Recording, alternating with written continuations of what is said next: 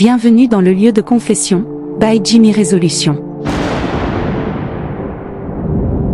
Ici, lorsque la pluie tombe et que le tonnerre gronde, les voix se libèrent.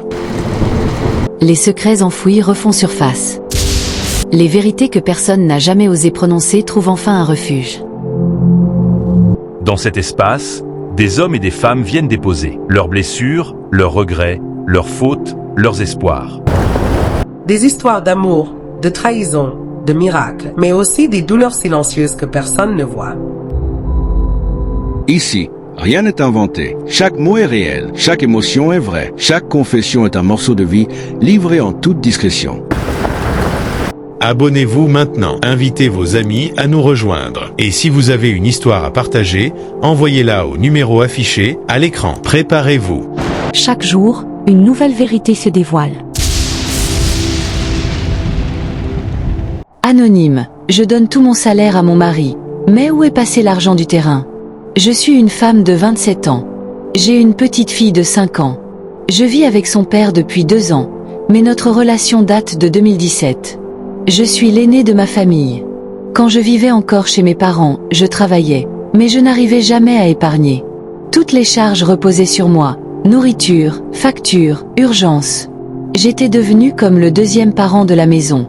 Un jour, j'en ai parlé à mon compagnon. Il m'a dit « Ne t'inquiète pas. Donne-moi ton salaire, je vais t'aider à gérer. » Il est très responsable. Il ne boit pas. Il ne fume pas. Il ne sort pas en boîte. Il ne joue pas aux jeux de hasard. Je lui ai fait confiance. Comment tout a commencé? En 2022, je gagnais 50 000 par mois. Chaque fin de mois. 15 000 à 20 000 pour mes parents. 30 000 que je remettais à mon compagnon. Nous ne vivions pas encore ensemble. Chaque semaine, il me donnait 15 000 pour mes dépenses. Au début, ça allait. Puis il a commencé à se plaindre.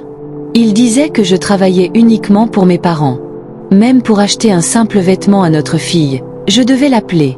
Ça devenait lourd. Pour éviter les disputes, j'ai commencé à jongler. Certains mois, je donnais la totalité des 50 000 pour ne pas qu'il se fâche. Pendant 1 an et demi, j'ai fonctionné comme ça. Le salaire double. Mais l'attention aussi. En septembre 2024, grâce à ma belle-sœur, j'ai trouvé un travail à 100 000 par mois. Au début, j'ai voulu cacher le montant. Mais sa sœur le lui a dit. Entre-temps, nous vivions déjà ensemble. Nous avions un projet, acheter un terrain. Il m'a dit qu'il fallait redoubler d'efforts. Nous avons décidé d'unir nos économies. Chaque mois, je lui donnais 85 000. J'envoyais 15 000 à mes parents. Ce point causait toujours des tensions. Il me donnait 2 000 par jour pour aller au travail. Je travaille 5 jours par semaine. Même quand je restais à la maison, j'avais mes 2 000. Il paye ma coiffure. Il me donne parfois 10 000 pour mes petites dépenses. Il envoie aussi de l'argent pour notre fille qui vit chez mes parents. Je ne peux pas dire qu'il ne prend pas soin de moi. Au départ, il m'avait dit qu'il manquait encore 800 000 pour atteindre le prix du terrain. Aujourd'hui, cela fait presque 3 ans. Hier, j'ai osé poser la question. Où en sommes-nous avec l'argent du terrain? Il m'a répondu. Ne m'embête pas avec ça. Ce n'est pas la première fois.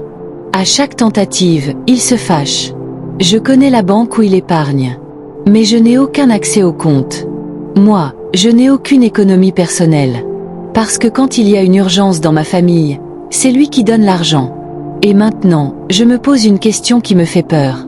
Est-ce que l'argent du terrain existe encore? Je ne veux pas l'accuser injustement. C'est un homme droit, posé, sans mauvaise habitude visible. Mais pourquoi refuser de me montrer le solde? Pourquoi se fâcher à chaque question?